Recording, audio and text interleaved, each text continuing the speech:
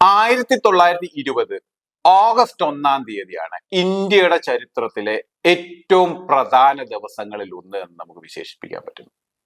ഒന്ന്, എക്സ്ട്രീമിസ്റ്റ് കോൺഗ്രസ് എക്സ്ട്രീമിസ്റ്റിനകത്തെ ഏറ്റവും പ്രധാന നേതാവായ ബാലഗംഗാധര തിലക് മരിക്കുന്നത് ഓഗസ്റ്റ് 1-നാണ്. അതേ ദിവസം തന്നെയാണ് നമ്മൾ നോൺ കോപ്പറേഷൻ മൂവ്മെന്റ് ആരംഭിക്കുന്നത്.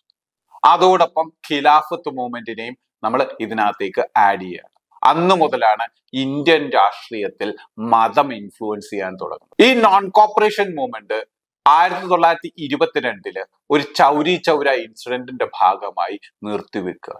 എന്നാൽ ബ്രിട്ടീഷുകാരെ മുട്ടുകുത്തിക്കുന്ന നയമായിരുന്നു നോൺ കോപ്പറേഷൻ മൂവ്മെന്റിൻ്റെത്, അല്ലെ നിസ്സഹകരണ പ്രസ്ഥാനത്തിൻ്റെത്. ആ നോൺ കോപ്പറേഷൻ മൂവ്മെന്റ് കാരണം ബ്രിട്ടീഷ് എക്കോണമിയുടെ താളം തെറ്റിക്കൊണ്ടിരിക്കുന്ന സമയത്താണ് ഈ ചൗരി ചൗര ഇൻസിഡന്റ് കാരണം നമ്മൾ ആ സമരം നിർത്തുന്നത്.